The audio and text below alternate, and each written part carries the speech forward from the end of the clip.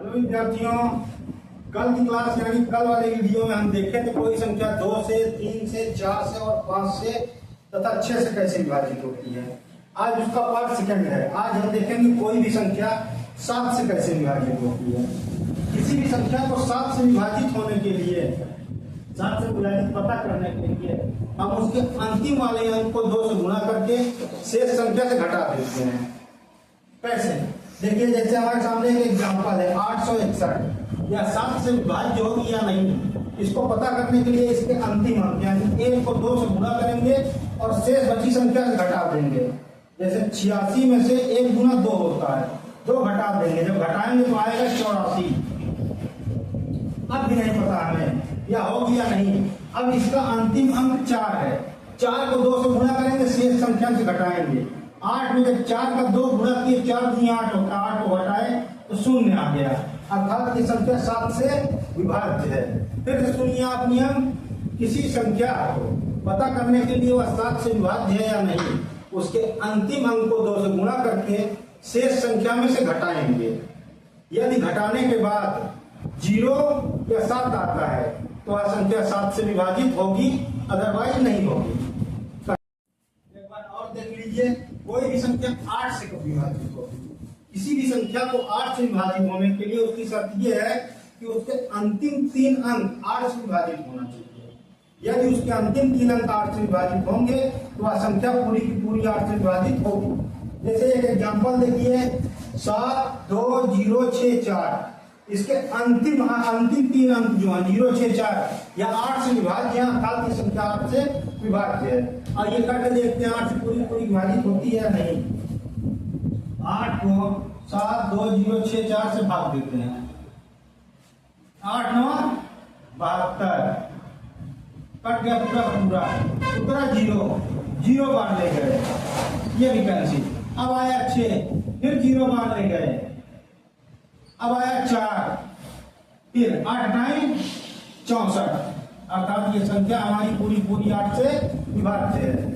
एक और देख लीजिए, कोई संख्या 9 से कब विभाज्य होती है।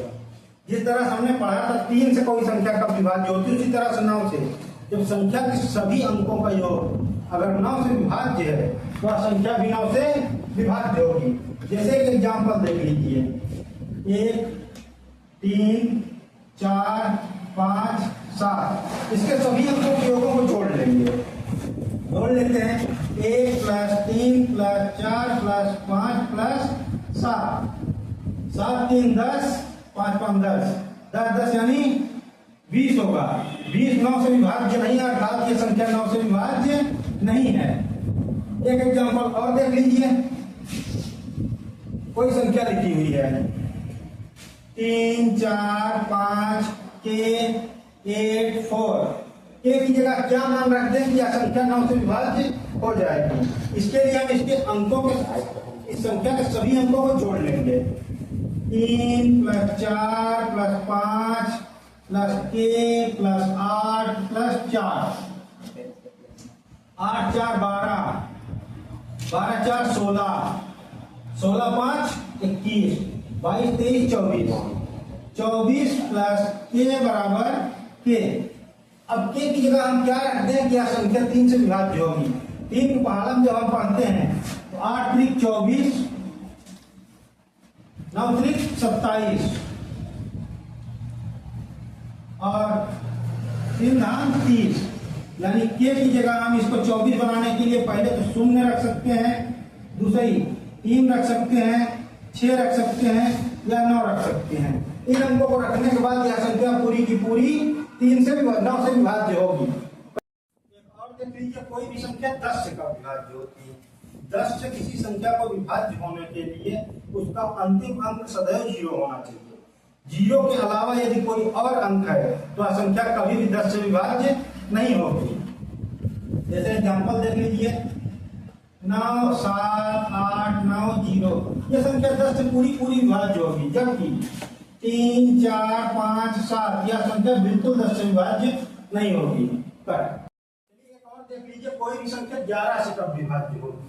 11 से विभाज्य होने के लिए कोई संख्या लिखी हुई है, उस संख्या के सम स्थान पे जो अंक आते हैं और विषम स्थान पे जो अंक आते हैं। सम स्थान वाले अंकों के योग से विषम स्थान वाले अंकों के योग को घटा देने पर अगर 0 यानी 0 आए या फिर 11 आए तो वह संख्या 11 से विभाज्य होगी। जैसे देखिए ये एक संख्या है, इसमें विषम स्थान पे जो अंक है वो है 3 और 6, सम स्थान पे जो अंक है वो है 5 और 4, यानी सम स्थान वाले अंकों के योग को विषम स्थान वाले अंकों के योग से घटा देते हैं। 5 4 9 माइनस 6 3 9 0, अर्थात ये संख्या 11 से विभाज्य होती है। पूरी की पूरी कट भी देख लेते हैं।